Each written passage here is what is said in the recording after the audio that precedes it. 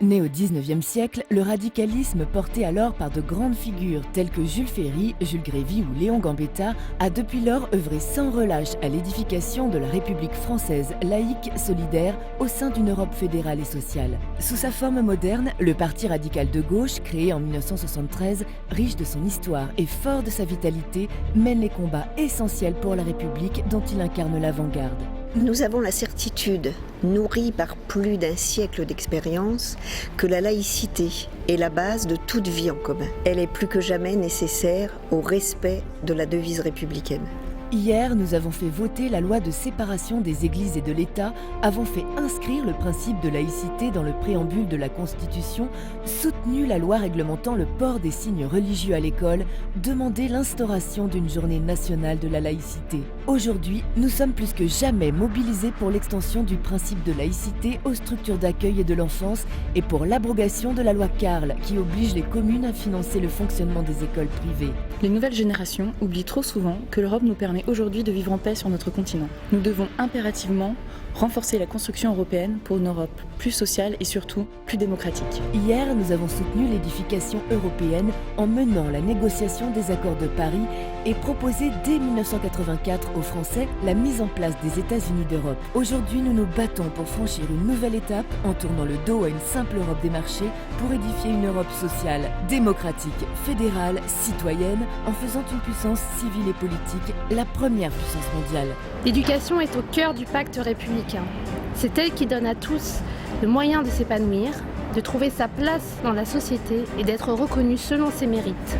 Hier, les radicaux ont créé l'enseignement primaire, gratuit, laïque et obligatoire et instauré en 1933 la gratuité de l'enseignement secondaire. Le PRG a proposé un système de coéducation pour lutter contre l'échec scolaire.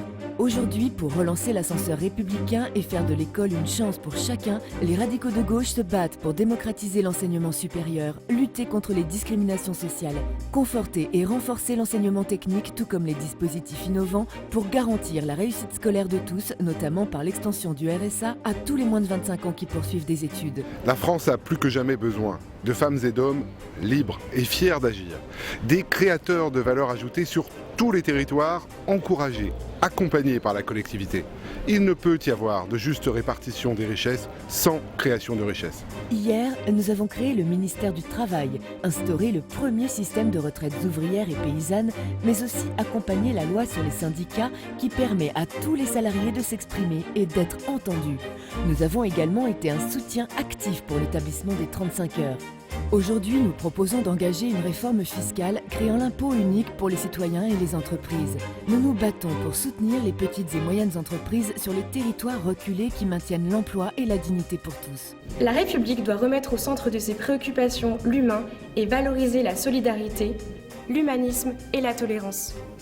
Hier, les radicaux de gauche ont œuvré pour que chacun puisse exposer ses opinions et ses convictions avec la loi sur la liberté d'expression, mais aussi la loi sur les associations.